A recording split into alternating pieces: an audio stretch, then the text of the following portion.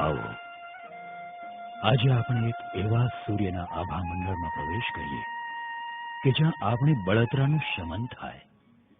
જી હા, અહીં દાઝવાનો તો કોઈ ડર જ નથી. અસાર સંસારના મિથ્યા પ્રલોભનો અને દાવ પેચોથી જખમી થયેલા આપણા મનને આ પ્રખર સૂર્યના કિરણો દ્વારા સારવાર પ્રાપ્ત થશે. એ અલૌકિક સૂર્યનું નામ છે કૃપા નિધાન શ્રીમદ વિઠ્ઠલેશ્વર પ્રભુ શ્રી ગોસાઈજી.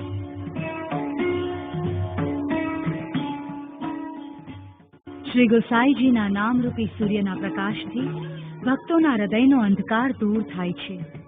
આપશ્રીનું પ્રાકટ્ય નીચ ભક્તોના ઉદ્ધાર અર્થે છે. પ્રભુ પોતાની ઈચ્છામાં આવે એવું કરવાવાળા છે અને સર્વ સામર્થ્યવાન છે. એવા સામર્થ્યવાન શ્રી હરિ આપણું ધ્યાન રાખવા માટે, આપણું હિત કરવા માટે, આપણને માર્ગદર્શન આપવા માટે વારંવાર પ્રગટ થતા રહે છે. એવી જ રીતે એકવાર આજથી 486 વર્ષ પહેલાની આ વાત છે. અગ્નિની જ્વાળામાંથી નીકળેલો તણખો પણ અગ્નિ સ્વરૂપ જ હોય છે. વિદ્યાની સરિતામાંથી ભરેલા ઘડા પણ વિદ્યા સ્વરૂપ જ હોય છે.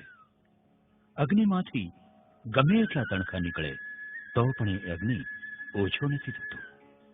સરિતામાંથી ગમે એટલા ઘડા ભરો તો પણ એ સરિતા સુકાતી નથી. આ બધા સિદ્ધાંતોનું મૂળ છે પૂર્ણાત પૂર્ણમુદચ્યતે.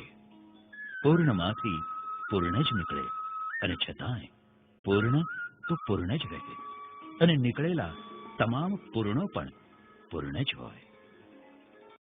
વાત છે કૃપા નિધાન શ્રીમદ વિઠ્ઠલેશ્વર પ્રભુ શ્રી ગોસાઈજીની.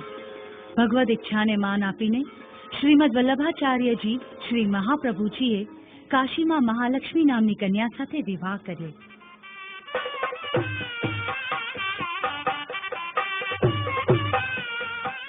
અને કાશીથી થોડે દૂર અડેલ ગામ પાસે દેવઋષિ ગામમાં નિવાસ કર્યો.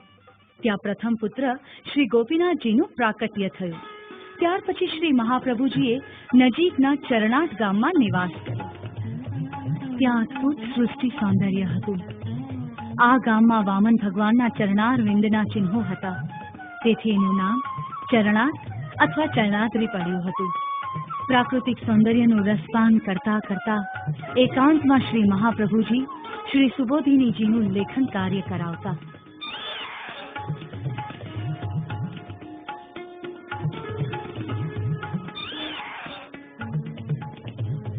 બીજી બાજુ ગંગાજીને કિનારે બેસીને બટુક નામના એક રામાનુજી પંડિત 12 વર્ષથી નિત્ય શ્રી વિષ્ણુ સહસ્ત્ર નામનો પાઠ કરતા હતા.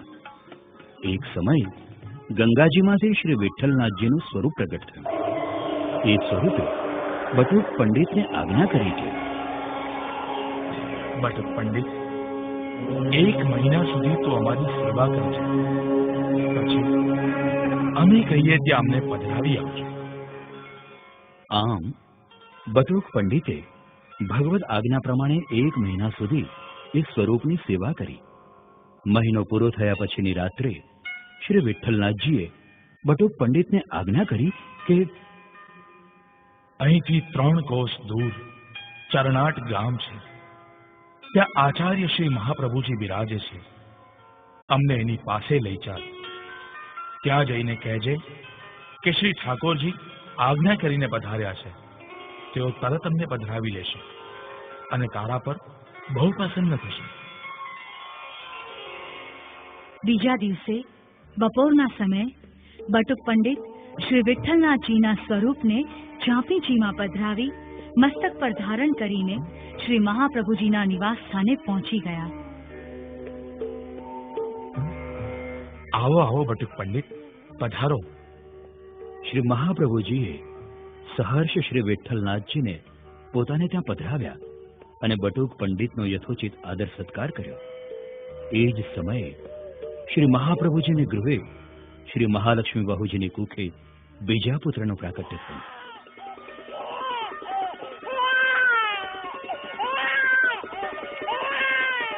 શ્રી મહાપ્રભુજીએ ભાવ વિભોર થઈને કહ્યું કે બટુક પંડિત, અમારે ઘરે સેવ્ય અને સેવક એમ બંને ભાવથી આજે શ્રી ઠાકોરજી પ્રગટ થયા છે.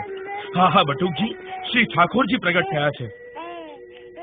વિક્રમ સંવત 1572 માક્ષરવદ નોમના રોજ બપોરે કસ્તુરીના તિલક સહિત શ્રી વિઠ્ઠલનાથજી શ્રી ગોસાઈજીનું અલૌકિક રીતે પ્રાકટ્ય થયું.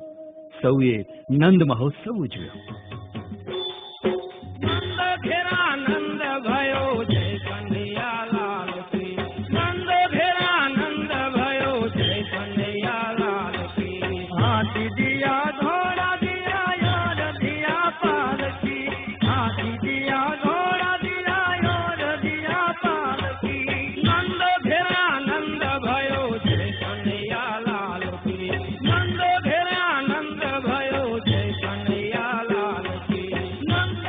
ભક્તજનોએ અને ભક્તજનોએ શ્રી વિઠ્ઠલનાથજી શ્રી ગોસાઈજીનો પ્રાકટ્યોત્સવ ખૂબ ધામધૂમપૂર્વક ઉજવ્યો. પછી આવ્યો છઠ્ઠી પૂજનનો દિવસ. શ્રી મહાપ્રભુજીએ વેદોક્ત વિધિથી છઠ્ઠી પૂજન કર્યું અને ત્યાર પછીથી વિદ્વાન બ્રાહ્મણો દ્વારા બાળકની કુંડળીનું શુભ વાંચન કરવામાં આવ્યું.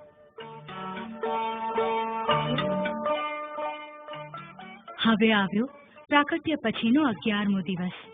પોષ સુદ ચોથને દિવસે શ્રી મહાપ્રભુજીએ બાળકને ગોદમાં પધરાવ્યા અને અષ્ટાક્ષર મંત્રનું દાન કરી તુલસીની કંઠી ધારણ કરાવી. ઘર આંગણે મંગળવાદ્ય અને નગારા ચોઘડિયા વાગવા લાગ્યા. ગ્રામજનોમાં મિષ્ટાનનું વિતરણ કરવામાં આવ્યું. ત્યાર પછી ગંગા પૂજન આદિ કાર્ય પશ્ચાત આચાર્ય શ્રી મહાપ્રભુજી સહકુટુંબ શ્રી વિઠ્ઠલનાથજીને લઈને ગોપાલપુર જટીપુરા પધાર્યા અને ત્યાં તે બાળકને શ્રી ગોવર્ધનનાથજીના ચરણ સ્પર્શ કરાવ્યા. પછી ત્યાંથી આચાર્ય શ્રી ગોકુળ પધાર્યા અને ત્યાં કર્ણવેદ કૂપ ઉપર બાળકના કાન વિંધાવ્યા. ત્યારબાદ શ્રી મહાપ્રભુજીએ બાળકને છઠ્ઠા માસે ગોકુળમાં અન્નપ્રાશન કરાવ્યું અને ત્યાં ચતુર્માસ વ્યતીત કર્યો. ત્યાર પછીથી આચાર્ય શ્રી બાળકને લઈને સહકુટુંબ ફરીથી અડેલ પધાર્યા.